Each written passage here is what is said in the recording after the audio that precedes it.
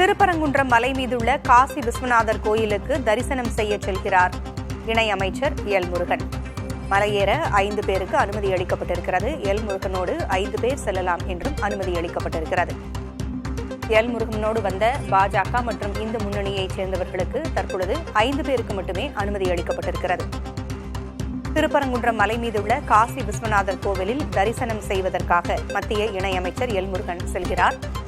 மலை மீது செல்ல 5 பேருக்கு மட்டுமே காவல்துறை அனுமதி வழங்கியிருக்கிறது. எல் முருகனோடு வந்த பாஜக மற்றும் இந்து முன்னணி நிர்வாகிகளுக்கு திருப்பரங்குன்றம் மலையேற அனுமதி மறுக்கப்பட்டிருக்கிறது.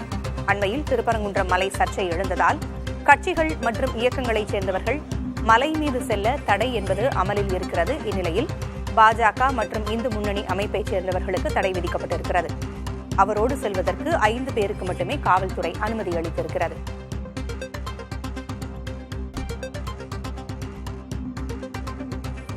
விவரங்களை வழங்க செய்தியாளர் சுபாஷ் இணைந்திருக்கிறார். சுபாஷ், மத்திய இணையமைச்சர் எல் முருகன் மலையேறுகிறார். கூட 5 பேருக்கு அனுமதி அளிக்கப்பட்டிருக்கிறது. விவரம் என்ன? பூங்குழலி, திருப்பரங்குன்றம் சர்ச்சையை தொடர்ந்து திருப்பரங்குன்றம் மலை மீது உள்ள இந்த காசி விஸ்வநாதர் கோவில் மற்றும் சிக்கந்தர் தர்காவிற்கு செல்வதற்கு இயக்கங்களோ அமைப்புகளோ கட்சியோ சார்ந்த நபர்கள் மேலே செல்லக்கூடாது. வழிபாடு செய்வதற்கான பக்தர்களுக்கு மட்டுமே அனுமதி செய்யப்படும் எனவும் ஏற்கனவே கோவில் நிர்வாகம் சார்பாகவும் காவல்துறை தரப்பிலும் ஏற்கனவே கட்டுப்பாடுகள் விதிக்கப்பட்டிருந்தது. இந்த நிலையில் இன்று சாமி தரிசனம் மேற்கொள்வதற்காக மத்திய இணையமைச்சர் எல் முருகன் மற்றும் இந்து முன்னணி மாநில தலைவர் காடேஸ்வர சுப்பிரமணியன் ஆகியோர் காலை வருகை தந்திருந்தனர். இந்த நிலையில் அவர்களுக்கு கும்ப மரியாதை செலுத்தப்பட்டு திருப்பரங்குன்றம் கோயில் சாமி தரிசனம் மேற்கொள்ளப்பட்டது.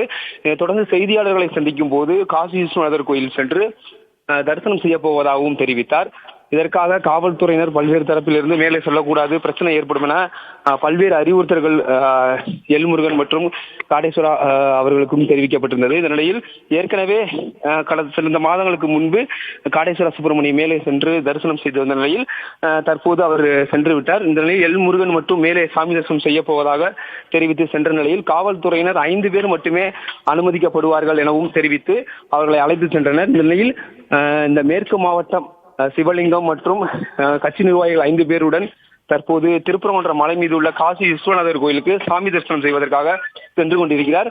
காவல்துறை தரப்பில் ஏற்கனவே பல்வேறு கட்டுப்பாடுகள் விதித்திருந்த நிலையில் தற்போது காவல்துறை அனுமதியுடன் மேலே எல் முருகன் சென்று வருகிறார். புகழலி, தகவல்களை வழங்கியமைக்கு நன்றி சுபாஷ்.